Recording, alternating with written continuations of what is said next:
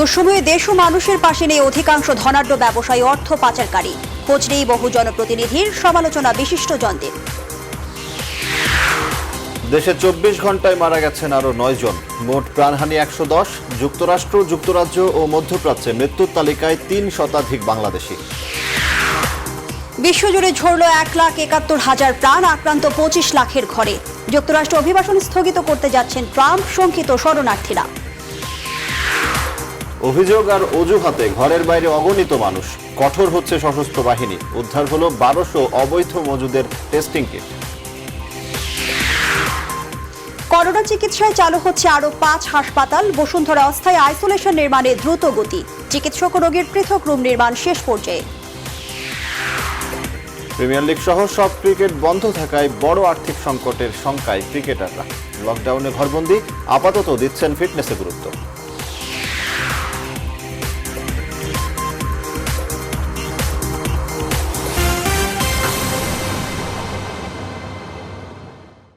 Rainbow allrounder exterior paint, বাংলাদেশের আবহাওয়া উপযোগী একমাত্র পেইন্ট। স্বাগত সন্ধ্যার সংবাদে, সঙ্গে আছি আমরা দুজন। আমি ফারনাজ জুই এবং আমি সজল দাস। দেখছিলেন শিরোনাম। ইলেকট্রোফরেটিক কোটিংকৃত মরিচারোধী ও বিদ্যুৎ সাশ্রয়ী Marquis pump. Marquis energy saving pump. এবারে বিস্তারিত। করোনা ভাইরাসের সাথে লড়তে পুরো দেশ যখন থমকে আছে দীর্ঘ সময় লকডাউনে, সেই দুর্দিনে নিরন্ন মানুষের পাশে নেই দেশের অধিকাংশ ধনাঢ্য ব্যবসায়ী, এনজিও আর মোবাইল অপারেটররা। বিশ্লেষকরা বলছেন, দেশের সম্পদ দিয়ে ব্যবসা করে তারা ধনী হলেও তাদের মধ্যে দেশপ্রেম নেই, নেই মানুষের প্রতি ভালোবাসা। এই শ্রেণী দেশের ভবিষ্যৎ নিয়ে চিন্তিত নয়, বরং সম্পদ পাচারই তাদের উদ্দেশ্য। ফলে তদন্ত সাপেক্ষে তাদের বিরুদ্ধে কঠোর অবস্থান নিতে সরকারের প্রতি আহ্বান জানিয়েছেন বিশ্লেষকরা। আরো জানাচ্ছেন তানজির মেহেদি। নেই কাজ, নেই আয়, ফুরিয়েছে সঞ্চয়, ঘরবন্দি জীবন উনুনে হাড়ি চড়ে না। ফলে ক্ষুধার্ত মানুষ প্রাণনাশী করোনার প্রতিরোধ ভেঙে সামাজিক দূরত্বকে বৃদ্ধাঙ্গুলি দেখিয়ে নেমে এসেছেন রাস্তায়। দাবি দুবেলা দুমুঠো খাবার। সংকটকালে এসব নিরন্ন মানুষের পাশে যাদের থাকার কথা ছিল তাদের কারো দেখা নেই। উল্টো তৃণমূলের অনেক জনপ্রতিনিধি মেতেছেন ত্রাণ চুরির উৎসবে, আর কতিপয় সংসদ সদস্য আছেন পিনপতন নীরবতায়। আনুষ্ঠানিক দায়িত্ব না পেলেও ঢাকার নবনির্বাচিত 2 মেয়র কদিন আগে নগরীর অলিগলিতে হাঁক ডাক দিলেও এখন তাদের সারা শব্দ নেই। ধনী লোকরা তো আমাদের দেশে এই যে ধন সম্পদ যেটা সংগ্রহ করছে সেটা পরিশ্রম না করে করেছে। তারা যে মেহনতি মানুষ, তাদের যে দুঃখ কষ্ট সেইটা বোঝে না। এই আমাদের ধনী শ্রেণীর লোকরা বাংলাদেশের কোনো ভবিষ্যৎ আছে বলেই মনে করে না, কিন্তু এখান থেকে যতটা পারা যায় সম্পদ পাচার করতে চায়। বিভিন্ন সময় পরামর্শ নিয়ে হাজির হলেও এই বৈশ্বিক দুর্যোগে নিশ্চুপ বেশিরভাগ বেসরকারি উন্নয়ন সংস্থা। সামর্থ্য থাকলেও সহযোগিতার হাত বাড়াচ্ছেন না তারা। এই সব ব্যক্তিদের প্রায় বেশিরভাগই কিন্তু ব্যাংক লুটেরা। তাদের বিরুদ্ধে সেই ঋণ খেলাপির মামলাগুলো ত্বরান্বিত করা। এদের অনেকেই ইনকাম ট্যাক্স ঠিক মতো দিচ্ছে না, তাদের সেই ইনকাম ট্যাক্সের ব্যাপারে তদন্ত করা। দুদকের দায়িত্ব হবে তাদের সম্পদের হিসাব গ্রহণ করা। বেশি আয়ের মানুষের উপর একটি ইমার্জেন্সি ট্যাক্স আরোপণ করা। সমাজের ধনী আর বড় বড় ব্যবসায়ীরাও কেমন যেন হাত গুটিয়ে বসে আছেন, যেন এই দুর্যোগে কারো কিছু করার নেই। বড্ড চুপচাপ হয়ে আছে মোবাইল অপারেটর প্রতিষ্ঠানগুলো। যারা নীরব আছে ওদের সম্বন্ধে কথা বলে লাভ নাই, তারা চিরকালই নীরব থাকবে। এটা খুব স্বার্থপর। এদেশের যারা চুরি করে অনেক বড় ধনী যারা, তারা এখন সিঙ্গাপুরে, কাতারে, দুবাইতে এবং কানাডাতে এই 3 জায়গায় পালিয়ে গেছে সব। বিশ্লেষকরা বলছেন, সমাজের সব শিল্পপতি কিংবা ধনীরা একরকম নয়। তাদের অনেকেই এগিয়ে এসেছেন এই দুঃসময়ে, বাড়িয়ে দিয়েছেন সহযোগিতার হাত। তাই আশাটা এখনো জিয়ে আছে।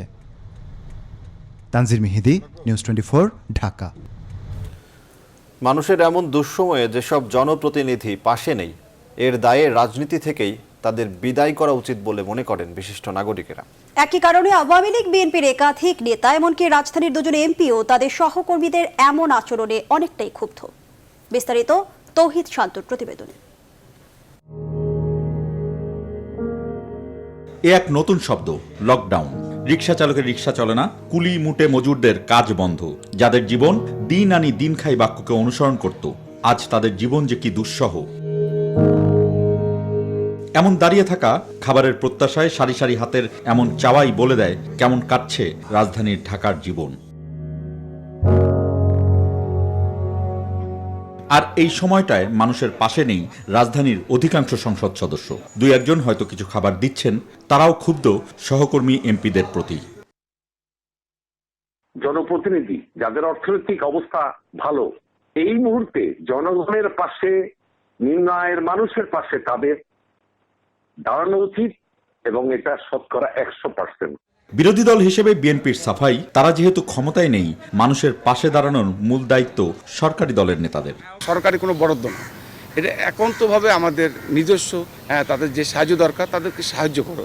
রাষ্ট্রের সম্পদ, রাষ্ট্রের ত্রাণ, রাষ্ট্রের অর্থ সবই সরকারের নিয়ন্ত্রণে। কিন্তু অধ্যাপক সৈয়দ আনোয়ার হোসেন বলছেন, এখনকার অনেক সাংসদই বঙ্গবন্ধুর রাজনীতির ধারে কাছেও নেই, আওয়ামী লীগে থাকার যোগ্যতা নেই তাদের।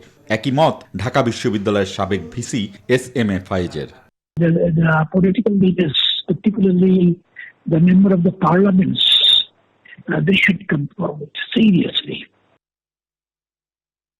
যে জনপ্রতিনিধিরা নানান কারণে বিতর্কিত এবং অভিযুক্ত, তাদের আওয়ামী লীগে থাকা উচিত নয়, এবং আওয়ামী লীগের ঊর্ধ্বতন কর্তৃপক্ষ যারা আছেন তারাও বিবেচনা করবেন যে বঙ্গবন্ধুর হাতে গড়া দলে এই ধরনের প্রতিনিধি বা এই ধরনের মানুষ থাকা উচিত কিনা।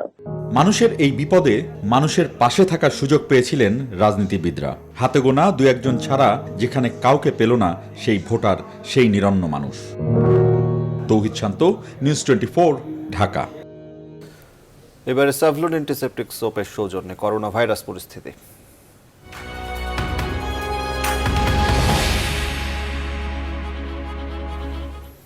দেশে গত 24 ঘন্টায় আরও 9 জনের মৃত্যু হয়েছে। মোট মৃতের সংখ্যা দাঁড়িয়েছে 110 জনে। নতুন করে আরও 434 জন ব্যক্তির করোনা শনাক্ত হয়েছে। এ নিয়ে শনাক্ত হলো মোট 3,382 জনের। দুপুরে করোনা পরিস্থিতি নিয়ে স্বাস্থ্য অধিদপ্তরের নিয়মিত ব্রিফিংয়ে এসব তথ্য জানান অধিদপ্তরের অতিরিক্ত মহাপরিচালক অধ্যাপক ডক্টর নাসিমা সুলতানা।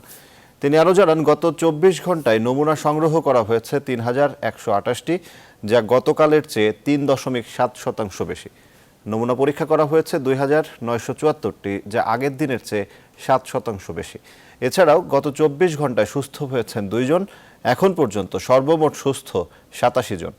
সারা দেশে করোনা সংক্রমণের হার সবচেয়ে বেশি রাজধানীতে জানিয়ে করোনার সংক্রমণ রোধে সবাইকে স্বাস্থ্যবিধি মেনে চলার আহ্বান জানান ডক্টর নাসিমা সুলতানা। জানাচ্ছি গত 24 ঘন্টায় আরো 434 জন এবং এ পর্যন্ত রোগী শনাক্ত 3,382। অত্যন্ত দুঃখের সাথে জানাচ্ছি গত 24 ঘন্টায় আরো 9 জন মৃত্যুবরণ করেছেন এবং এ পর্যন্ত মৃত্যুর সংখ্যা 110 জন।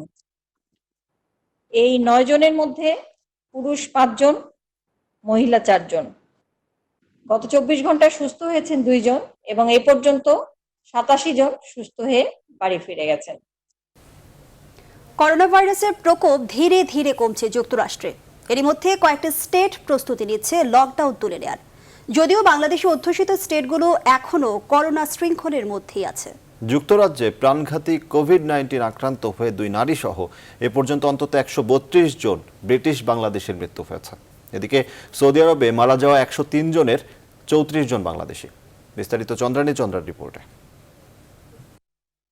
প্রাণঘাতী করোনা ভাইরাসে গেল 24 ঘন্টায় যুক্তরাষ্ট্রে আরও 5 বাংলাদেশি সহ সর্বমোট 179 বাংলাদেশি প্রাণ হারালেন। সবশেষ একদিনে মৃত্যুবরণ করেছে শওকত হোসেন শোয়েব, খন্দকার মোসাদ্দেক আলী সাদেক, সমীর দেবনাথ, মুনা নাসরিন ও পল্লব।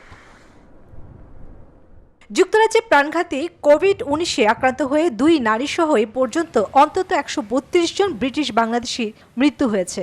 তাদের বয়স 22 থেকে 85 বছরের মধ্যে। মসজিদের ইমাম, ডাক্তার, আইনজীবী, রেস্টুরেন্ট ব্যবসায়ী সহ বিভিন্ন পেশার মানুষই প্রাণ হারিয়েছে করোনায়। ইউকে বাংলাদেশ প্রেস ক্লাবের সভাপতি AKM আবু তাহের চৌধুরী জানিয়েছেন, 20 এপ্রিল পর্যন্ত পরিচয় নিশ্চিত হওয়া 132 প্রবাসীর মধ্যে 2 ব্রিটিশ বাংলাদেশি নারীও মৃত্যুবরণ করেছেন। এদিকে লন্ডনে করোনায় প্রাণ হারানো প্রবাসী বাংলাদেশিদের দাফন নিয়ে হিমশিম খাচ্ছেন স্বজনরা। সমস্যার সমাধানে এগিয়ে এসেছেন ইস্ট লন্ডন মসজিদের কর্তৃপক্ষ। এদিকে যুক্তরাজ্যের জাতীয় স্বাস্থ্য সেবাদানকারী NHS কর্মীদের স্মরণে সম্মান ও সমবেদনা জানিয়ে 28 এপ্রিল আন্তর্জাতিক শ্রমিক স্মৃতি দিবস পালন করতে যাচ্ছে। মধ্যপ্রাচ্যে করোনায় সবচেয়ে বেশি ক্ষতিগ্রস্ত হয়েছে সৌদি আরবের প্রবাসীরা। সিঙ্গাপুরে লাফিয়ে লাফিয়ে বাড়ছে করোনা সংক্রমণ। সংক্রমিতদের মধ্যে বেশিরভাগই অভিবাসী শ্রমিক। বাংলাদেশি অভিবাসীদের করোনা আক্রান্ত হওয়ার খবর মিলছে প্রতিদিনই। রোববার পর্যন্ত সিঙ্গাপুরে 2922 জন বাংলাদেশি অভিবাসী শ্রমিক কোভিড-19-এ আক্রান্ত হয়েছেন। চন্দ্রানী চন্দ্রা, নিউজ 24। দেশে দেশে লকডাউন শিথিলের কারণে কোভিড-19 পরিস্থিতি আরও ভয়াবহ হতে পারে বলে সতর্ক করেছেন বিশ্ব স্বাস্থ্য সংস্থা। করোনা ভাইরাসে বিশ্বজুড়ে মৃতের সংখ্যা 1,71,000 ছাড়িয়ে গেছে। আক্রান্ত পার হয়েছে 25 লাখ। এখনও নাজুক পরিস্থিতি যুক্তরাষ্ট্রের। করোনার কারণে যুক্তরাষ্ট্রে অভিবাসন বন্ধের এক নির্বাহী আদেশে স্বাক্ষর করতে যাচ্ছেন প্রেসিডেন্ট ট্রাম্প। অন্যদিকে তীব্র মৃত্যুর হার কমেছে ইউরোপ জুড়ে। বিস্তারিত জানাচ্ছেন চন্দ্রানী চন্দ্রা। মরণঘাতী অদৃশ্য করোনা ভাইরাসের জালে আটকা পড়েছে গোটা বিশ্ব। সবচেয়ে নাজুক অবস্থা যুক্তরাষ্ট্রে। গত 24 ঘন্টায় মারা গেছে আরও 2000 মানুষ। এমন পরিস্থিতিতে যুক্তরাষ্ট্রের মানুষের আয় রোজগারের পথও বন্ধ হয়ে গেছে। চাকরি হারিয়ে বেকারও হয়েছেন অনেকে। তাই নাগরিকদের কাজের সুযোগ করে দেওয়ার জন্য যুক্তরাষ্ট্রের অভিবাসী প্রবেশ সাময়িকভাবে স্থগিত করতে যাচ্ছেন মার্কিন প্রেসিডেন্ট ডোনাল্ড ট্রাম্প। এদিকে ইউরোপের দেশগুলোতে করোনার প্রকোপ কিছুটা কমে আসায় ফিরছে স্বস্তি। ইতালিতে করোনা ভাইরাসে গত 24 ঘন্টায় কমেছে সংক্রমণ। গত 24 ঘন্টায় দেশটিতে করোনায় মারা গেছে অন্তত 554 জন। স্পেনে স্থিতিশীল আক্রান্ত ও মৃতের সংখ্যা। ব্রিটেনে করোনা ভাইরাসে আক্রান্ত হয়ে গত 2 সপ্তাহের মধ্যে সর্বনিম্ন মৃত্যু হয়েছে গত 24 ঘন্টায়। সোমবার পর্যন্ত মারা গেছে 450 জন। এদিকে করোনা ভাইরাসের সংক্রমণের জন্য চীনকে দায়ী করেছে জার্মানি। বেইজিং এর কাছে 13,000 কোটি পাউন্ডের ক্ষতিপূরণ দাবি করেছে জার্মানির জনপ্রিয় জাতীয় পত্রিকা বিল্ড। একই কারণে এরই মধ্যে চীনের বিরুদ্ধে ক্ষোভ প্রকাশ করেছে ফ্রান্স, ব্রিটেন ও যুক্তরাষ্ট্র। তার সঙ্গে যোগ দিল জার্মানি। দেশগুলোর দাবি চীনের উহান থেকে করোনা ভাইরাসের উৎপত্তি এবং বিষয়টিকে তারা ধামাচাপা দিয়ে রাখতে চেয়েছিল। এছাড়া করোনা আক্রান্ত ও মৃতের সংখ্যা অনেক কম করে দেখিয়েছে চীনের বিরুদ্ধে তাদের অভিযোগ। এদিকে জার্মানির এই দাবিকে বেইজিং ভীতি ও জাতীয়তাবাদের চরম বহিঃপ্রকাশ বলে উড়িয়ে দিয়েছে। এর মধ্যে উহানের একটি ল্যাবরেটরি থেকে এই ভাইরাস ছড়িয়েছে এমন বিশ্বাস নিয়ে মার্কিন গোয়েন্দা সংস্থাগুলো তদন্ত শুরু করেছে। এদিকে বিভিন্ন দেশে লকডাউন শিথিলের কারণে কোভিড-19 পরিস্থিতি আরও ভয়াবহ হতে পারে বলে সতর্ক করেছেন বিশ্ব স্বাস্থ্য সংস্থার প্রধান Tedros Adhanom Ghebreyesus. Chandrani Chandra, news 24। যুক্তরাষ্ট্রের অবস্থা জানাতে নিউ ইয়র্ক থেকে আমাদের সঙ্গে সরাসরি যুক্ত হচ্ছেন সহকর্মী সুলতানা রহমান। সুলতানা, কি পরিস্থিতি যুক্তরাষ্ট্রে? আরও ডোনাল্ড ট্রাম্প যে সিদ্ধান্তটির কথা বলছেন, যে অভিবাসন বন্ধের একটি সিদ্ধান্তের কথা, এই বিষয়টি যারা অভিবাসন প্রত্যাশী কিংবা যারা শরণার্থী রয়েছেন তাদের কাছ থেকে কি ধরনের মতামত আসছে, প্রতিক্রিয়া আসছে? আজই জানিয়েছেন যে অভিবাসন বিরোধী তিনি একটি এক্সিকিউটিভ অর্ডারে সাইন করতে যাচ্ছেন। এর মধ্যে তিনি অনেক অসংখ্য এক্সিকিউটিভ অর্ডারে দেশ চালিয়েছেন, কিন্তু তার সেই সমস্ত এক্সিকিউটিভ অর্ডার গুলো আদালতে গিয়ে আসলে বাতিল হয়ে গেছে। ফলে এখন এরকম করোনার ভয়াবহ পরিস্থিতিতে তিনি, আপনি জানেন যে তিনি প্রেসিডেন্ট ট্রাম্পের অভিবাসী বিরোধী নীতি রয়েছে। ফলে এখন এক্সিকিউটিভ অর্ডার দিয়ে এটি শেষ পর্যন্ত আদালতে গিয়ে টিকবে কিনা সেই সন্দেহ রয়েছে। তবে এর মধ্যে তার রাজনৈতিক যে উদ্দেশ্য রয়েছে তার একটি প্রকাশ ঘটেছে বলে অভিযোগ করেছেন অনেকেই। এর বাইরেও যখন 42,000-এর বেশি মানুষ এখন পর্যন্ত আমেরিকাতে মারা গেছে, এরই মধ্যে তিনি দেশ সচল করার জন্য মরিয়া হয়ে উঠেছেন। অনেক স্টেট মানুষের বিক্ষোভের কারণে, বিশেষ করে প্রেসিডেন্ট ট্রাম্প সমর্থকদের বিক্ষোভের কারণে সীমিত পরিসরে স্টেটগুলো খুলে দিতে বাধ্য হয়েছে। তারা কিন্তু যে সমস্ত এলাকায় প্রকোপ এখনো বেশি, এই নিয়ে গভর্নরদের সঙ্গে প্রেসিডেন্ট ট্রাম্পের এক ধরনের সংঘাত রয়েছে। আজ নিউ ইয়র্কের গভর্নর অ্যান্ড্রু কুমোর হোয়াইট হাউসে যাওয়ার কথা রয়েছে। নিউ ইয়র্কের গভর্নর আমেরিকার 50টি স্টেটের গভর্নরদের নিয়ে যে সংঘর্ষ রয়েছে, তার ভাইস প্রেসিডেন্ট ধারণা করা হচ্ছে যে স্টেট গুলো কিভাবে খোলা হবে এই নিয়ে তিনি আলোচনা করতে পারেন। সেখানে কি সিদ্ধান্ত আমরা আপনাকে জানাবো।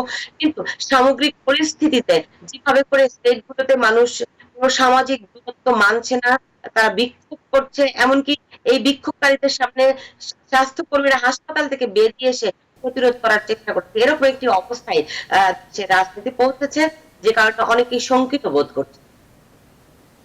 সুলতান, আপনাকে অসংখ্য ধন্যবাদ। সুলতানুর রহমান যুক্ত হয়েছিলেন যুক্তরাষ্ট্রের নিউ ইয়র্ক থেকে, জানাচ্ছিলেন করোনা ভাইরাস পরিস্থিতি। করোনা ভাইরাস পরিস্থিতিতে বিশেষ ফ্লাইটে বাংলাদেশ ছেড়েছেন 146 ব্রিটিশ নাগরিক। মঙ্গলবার সকাল 9টায় বোয়িং 737 উড়োজাহাজটি সিলেট ওসমানী আন্তর্জাতিক বিমানবন্দরে অবতরণ করার পর বেলা 11:20 146 যাত্রী নিয়ে ঢাকার উদ্দেশ্যে রওনা হয়। পরে ঢাকা থেকে ব্রিটিশ এয়ারওয়েজের একটি ফ্লাইটে তারা বাংলাদেশ ত্যাগ করেন। বিমানবন্দর সূত্র জানায়, ব্রিটিশ নাগরিকদের ফিরিয়ে নিতে বিশেষ ফ্লাইট পরিচালনা করছে বিমান বাংলাদেশ এয়ারলাইন্স। এরই ধারাবাহিকতায় ফ্লাইট পরিচালনা করা হয়। এছাড়া ব্রিটিশ নাগরিকদের নিতে বিমানের আরও 3টি ফ্লাইট আগামী 23, 25 ও 26 এপ্রিল পরিচালনা করা হবে।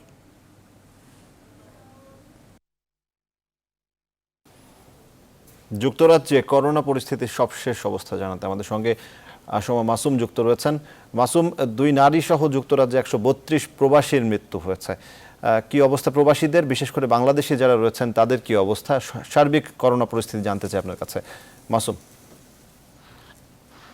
ধন্যবাদ আপনাকে। আসলে যুক্তরাজ্যে আপনারা জানেন যে খুবই খারাপ অবস্থা চলে গিয়েছিল গত 2 সপ্তাহে, কিন্তু গত 3 দিন ধরে আসলে সেই মৃত্যুর সংখ্যা কমছে, যেটি গতকালকে প্রায় 469 জনে নেমে এসেছিল, যেটি প্রায় 980 জনে পৌঁছে গিয়েছিল এক সময়।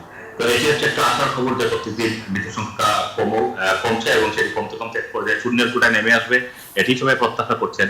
আপনারা যেটা বলছিলেন যে আজকে প্রথম আপনারা জানেন যে বাংলাদেশে গিয়ে করোনা ভাইরাসের কারণে, লকডাউনের কারণে বাংলাদেশে যারা ব্রিটিশ বাংলাদেশে আটকা পড়েছিলেন, ধারণা করা হচ্ছে যে 5000 ব্রিটিশ বাংলাদেশি বাংলাদেশে গিয়ে আটকা পড়েছেন। এর মধ্যে প্রথম ফ্লাইট আজকে এখানে আসছে 146 জন যাত্রী নিয়ে। এখানে তাদের আত্মীয় স্বজন যারা চরম উৎকণ্ঠার মধ্যে ছিলেন, তারা তাদের জন্য অধীর আগ্রহে অপেক্ষা করছেন। বাংলাদেশের কমিউনিটির বেশিরভাগ ব্যবসা প্রতিষ্ঠানই আসলে বন্ধ। কিছু কিছু গ্রোসারি শপ খোলা আছে, কিছু বাড়ি ট্রান্সফার এই ধরনের প্রতিষ্ঠানগুলো খোলা আছে। কিন্তু সবচেয়ে বেশি অসুবিধার মধ্যে পড়ছেন যারা বাংলাদেশের প্রতিষ্ঠানে, বাংলাদেশি যারা ক্যাবিং করতেন, ক্যাবে কাজ করতেন। কারণ আপনারা জানেন যে যদিও ক্যাবের এই চালকদেরকে কি ওয়ার্কার হিসেবে অ্যানাউন্স করা হয়েছে, কিন্তু আসলে করোনা ভাইরাসে রিসেন্টলি 3 জন ইউবার ড্রাইভার মারা যাওয়ার কারণে তারাও কিন্তু বেশ শঙ্কার মধ্যে বা শঙ্কিত অবস্থার মধ্যে রয়েছে।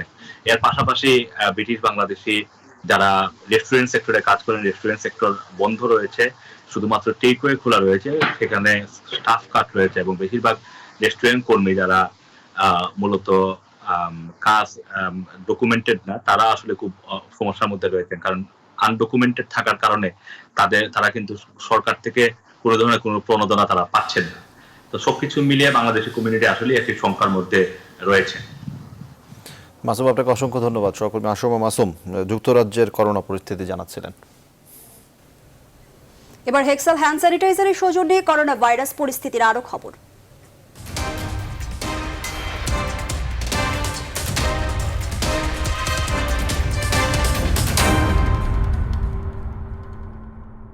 অন্য কিছু নয়, এবার খোদ করোনা টেস্টিং কিটের অবৈধ মজুত পেল র্যাব। রাজধানীর শহীদবাগ ও নিকুঞ্জ এলাকায় অবৈধভাবে মজুত করা বিপুল পরিমাণ কিট জব্দ করেছে র্যাবের ভ্রাম্যমাণ আদালত। বাংলাদেশে এই প্রথম কোভিড-19 টেস্টিং কিট নিয়ে র্যাব 3-এর অভিযানে 5 জনকে আটক করা হয়েছে। আরো জানাচ্ছেন মৌ খন্দকার। যেখানে সারা দেশ কিট সংকটে ভুগছে, সেখানে চীন থেকে এনে অবৈধভাবে করোনা টেস্টিং কিট মজুদের খবর এলো। অভিযুক্তদের দাবি তারা DHL কুরিয়ারের মাধ্যমে কিটগুলো আমদানি করেছেন, কিন্তু এর সপক্ষে তারা কোনো প্রমাণ দেখাতে পারেননি। ওষুধ প্রশাসন অধিদপ্তরের অনুমোদন না নিয়ে করোনা ভাইরাসের টেস্টিং কিট ক্রয় বিক্রয়ের অভিযোগে এই অভিযান পরিচালনা করা হয়। এই টেস্ট করার জন্য, কিট তৈরি করার জন্য BSL-2, BSL-3, BSL-4 ল্যাব দরকার হয়। সেই ল্যাবগুলি বাংলাদেশে এখনো অনেক জায়গায় নাই, সরকারি ছাড়া। তাহলে এই কিটগুলি কোন পারপাজে ইউজ করা হবে? এ সময় র্যাব সদর দপ্তরের নির্বাহী ম্যাজিস্ট্রেট বলেন, অভিযানে 1200 করোনা টেস্টিং কিট জব্দ করা হয়। এ সময় আটক করা হয় 5 জনকেও। যদি ওষুধ প্রশাসন অধিদপ্তরে কোনো অনুমতি না থাকে, এটা সঠিক না বেঠিক এই ইনস্ট্রুমেন্টগুলা, এবং যদি এটা সঠিক না হয়ে থাকে তাহলে আমাদের অনেকের রেজাল্ট পজিটিভ কিন্তু নেগেটিভ আসতে পারে, আবার কারো রেজাল্ট নেগেটিভ পজিটিভ হতে পারে। মানে এটা সিভিয়ার হেলথ হ্যাজার্ড হওয়ার সম্ভাবনা রয়েছে। আমরা যে কিটগুলো পেয়েছি সেটা এখন আইডিসিআর এর কাছে হস্তান্তর করব। এছাড়াও হ্যান্ড গ্লোভস, N95 মাস্ক সহ বিভিন্ন ধরনের নিম্নমানের মাস্কও জব্দ করা হয়। মৌ খন্দকার, নিউজ 24, ঢাকা। সন্ধ্যা সংবাদের এই পর্যায়ে বিরতি নিচ্ছে, সাথেই থাকুন।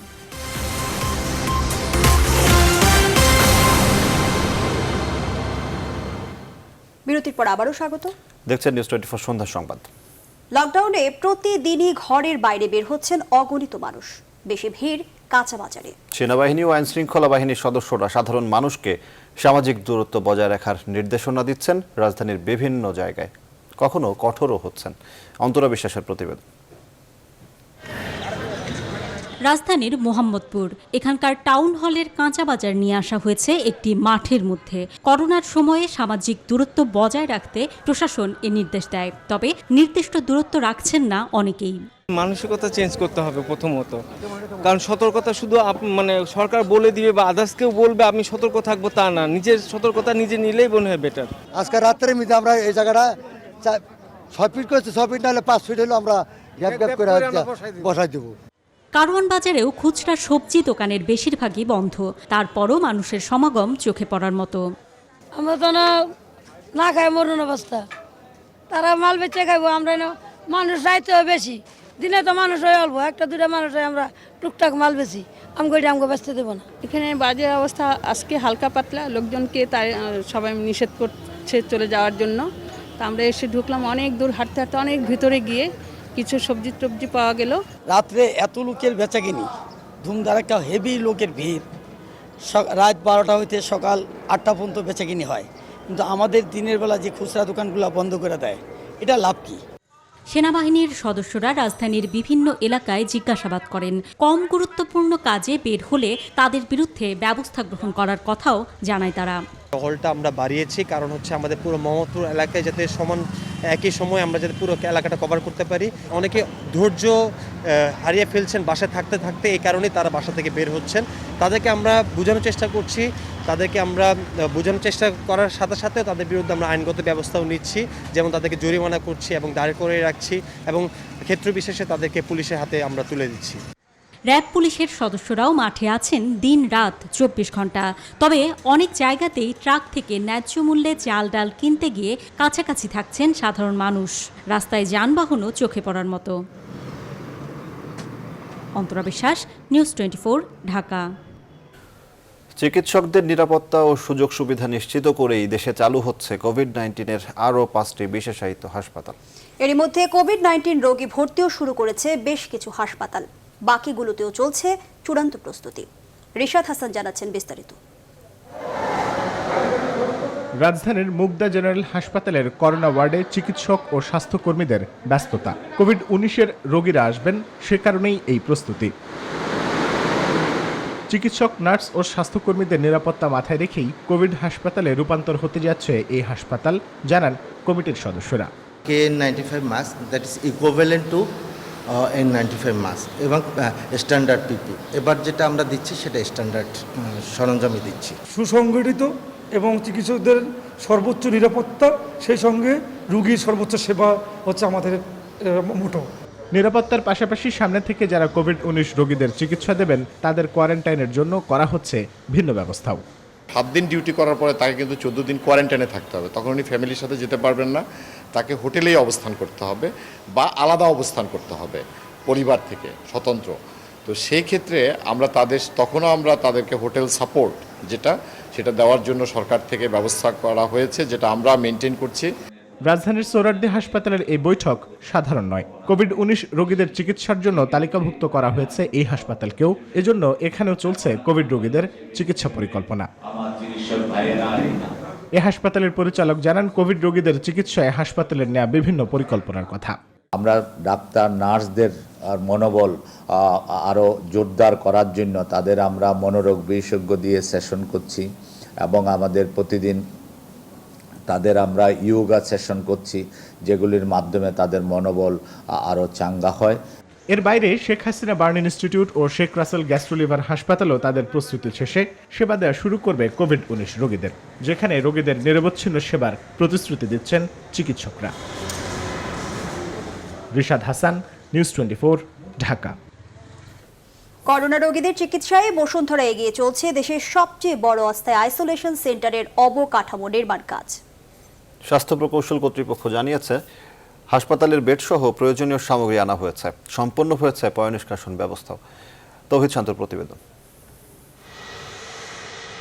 বসুন্ধরা ইন্টারন্যাশনাল কনভেনশন সিটির পাশেই চলছে এই মহাযজ্ঞ।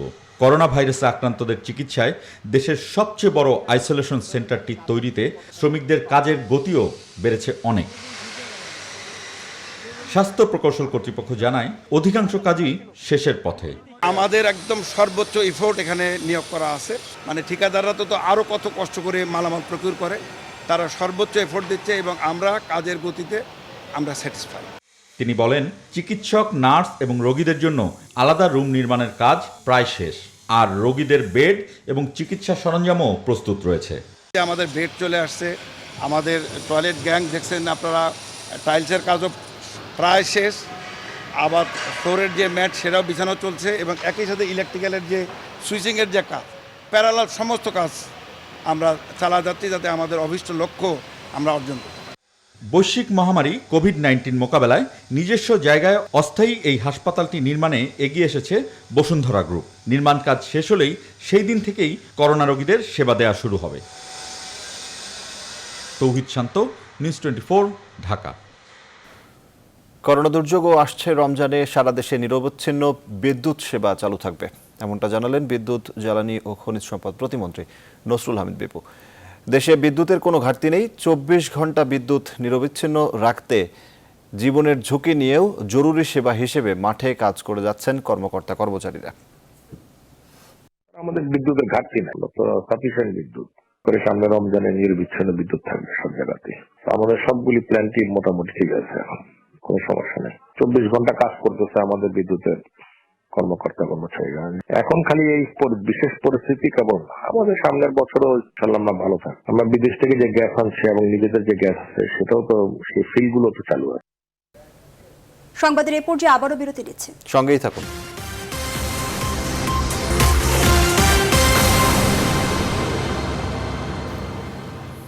বিরতির পর আবারও স্বাগত। আপনারা দেখছেন সন্ধ্যার সংবাদ। লকডাউন উপেক্ষা করে গাজীপুরে বকেয়া বেতনের দাবিতে বিক্ষোভ করেছে 15টি পোশাক কারখানার শ্রমিকরা। শ্রমিকরা এ সময় বিভিন্ন সড়ক অবরোধ করে রাখে। গাজীপুর শিল্প পুলিশ জানায়, করোনা ভাইরাসের সংক্রমণ ঠেকাতে গাজীপুরের অধিকাংশ কারখানায় উৎপাদন বন্ধ রেখেছে কর্তৃপক্ষ। হঠাৎ করে ছুটি ঘোষণা করায় বেশ কিছু কারখানার শ্রমিক কর্মচারীদের বেতন ভাতা পরিশোধ করতে পারেনি কর্তৃপক্ষ। এসব কারখানার শ্রমিকরা গেল কয়েকদিন ধরেই মার্চ মাস সহ তাদের পাওনা পরিশোধের জন্য কর্তৃপক্ষের কাছে দাবি জানিয়ে আসছে। এবার ফার্স্ট সিকিউরিটি ইসলামী ব্যাংক অর্থ বাণিজ্যের সংবাদ।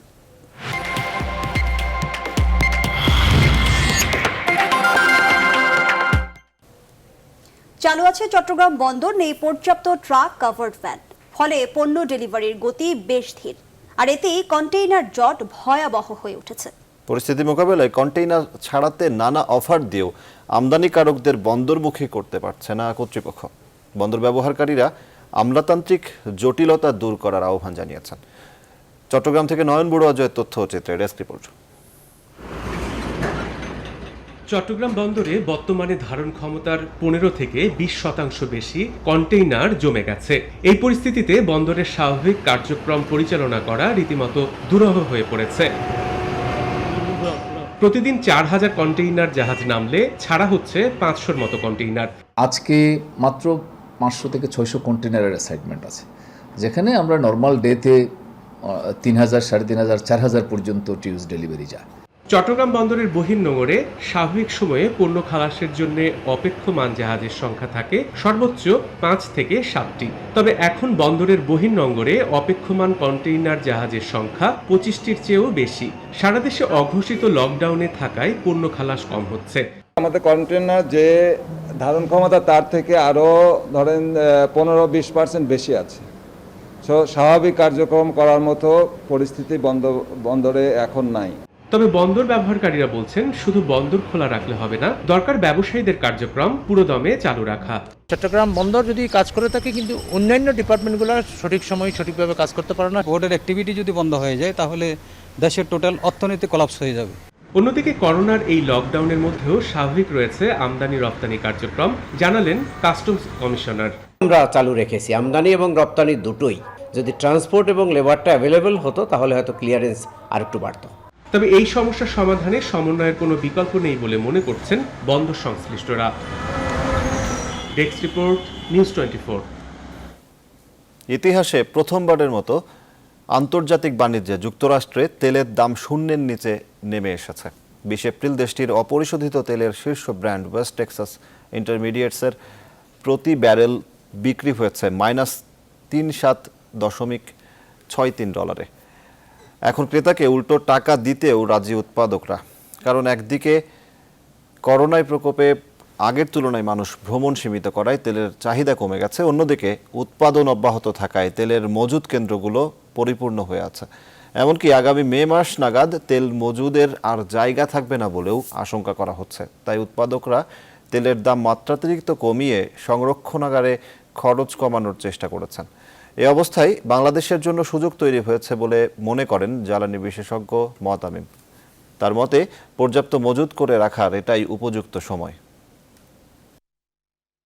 বাংলাদেশের জন্য যেটা করণীয় সেটা হচ্ছে যে বাংলাদেশে যে টোটাল মজুদ করার ক্ষমতা আছে সেই মজুদ করার ক্ষমতাটা পূরণ করে রেখে দেওয়া, কারণ সামনে এটা আরও আমাদেরকে হয়তো দেখা যাবে যে সরবরাহ ঘাটতি হতে পারে, অথবা যদি আমরা এটা মজুদ করে রাখতে পারি সারাক্ষণ তাহলে তেলের মূল্য বেড়ে গেলেও এইটার একটা সাময়িক সুবিধা আমরা পাবো।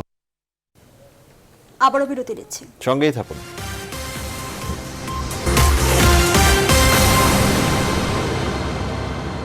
বিরতির পর আবারও স্বাগত। আপনারা দেখছেন সন্ধ্যার সংবাদ।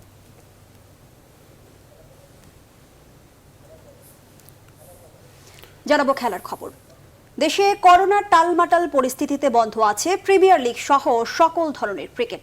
তাই তো বন্ধ আয়ের সব পথ। একমাত্র আয়ের পথ বন্ধ থাকায় শঙ্কায় দিন কাটছে ক্রিকেটারদের। এই পরিস্থিতি অব্যাহত থাকলে বড় শঙ্কার মুখে পড়বেন দেশের ক্রিকেটাররা। তবে সব ছাপিয়ে ফিটনেস ঠিক রাখাটাকে আপাতত গুরুত্ব দিচ্ছেন তারা। মাহফুজুল ইসলামের রিপোর্ট। ঢাকা প্রিমিয়ার লিগ দেশের ক্রিকেটারদের ফোকাসের সবচেয়ে বড় জায়গা। সিংহভাগ ক্রিকেটারের একমাত্র আয়ের পথ। মাঠে খেলা গড়ালেও করোনায় সেটি বন্ধ। কবে শুরু করা যাবে তা নিয়েও আছে শঙ্কা। তাই তো একমাত্র আয়ের উৎস বন্ধ থাকায় শঙ্কায় ক্রিকেটাররা। করোনা পরিস্থিতি নিয়ে অবশ্যই প্লেয়ারদের মনে অনেক শঙ্কা কাজ করছে, লিগ হবে কি হবে না।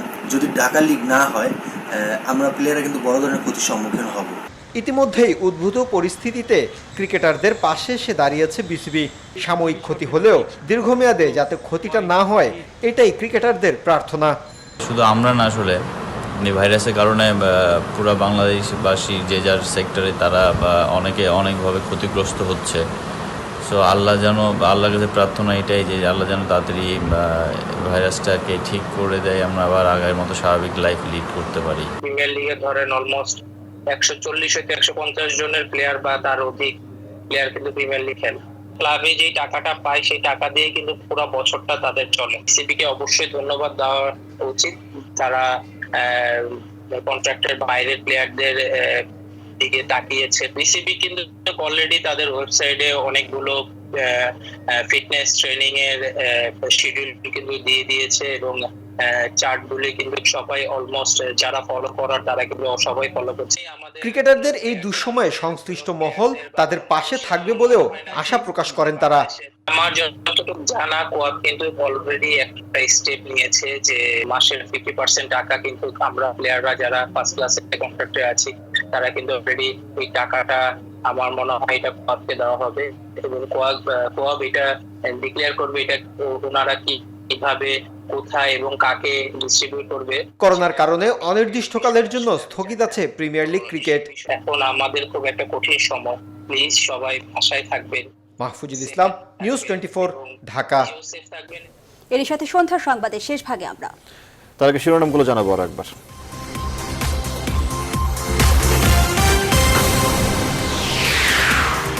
দুঃসময়ে দেশ ও মানুষের পাশে নিয়ে অধিকাংশ ধনাঢ্য ব্যবসায়ী অর্থ পাচারকারী, খোঁজ নেই বহু জনপ্রতিনিধির, সমালোচনা বিশিষ্টজনদের। দেশে 24 ঘন্টায় মারা গেছেন আরও 9 জন, মোট প্রাণহানি 110। যুক্তরাষ্ট্র, যুক্তরাজ্য ও মধ্যপ্রাচ্যে মৃত্যুর তালিকায় 3 শতাধিক বাংলাদেশি। বিশ্বজুড়ে ঝরল 1,71,000 প্রাণ, আক্রান্ত 25 লাখের ঘরে। যুক্তরাষ্ট্র অভিবাসন স্থগিত করতে যাচ্ছেন ট্রাম্প, শঙ্কিত শরণার্থীরা। অভিযোগ আর অজুহাতে ঘরের বাইরে অগণিত মানুষ, কঠোর হচ্ছে সশস্ত্র বাহিনী, উদ্ধার হলো 1200 অবৈধ মজুদের টেস্টিং কিট। করোনা চিকিৎসায় চালু হচ্ছে আরও 5 হাসপাতাল। বসুন্ধরা অস্থায়ী আইসোলেশন নির্মাণে দ্রুত গতি, চিকিৎসক ও রোগীর পৃথক রুম নির্মাণ শেষ পর্যায়ে। প্রিমিয়ার লিগ সহ সব ক্রিকেট বন্ধ থাকায় বড় আর্থিক সংকটের আশঙ্কায় ক্রিকেটাররা। লকডাউনে ঘরবন্দি, আপাতত দিচ্ছেন ফিটনেসে গুরুত্ব। দর্শক, এই ছিল সন্ধ্যার সংবাদ আয়োজন। এতক্ষণ সাথে থাকায় ধন্যবাদ সবাইকে।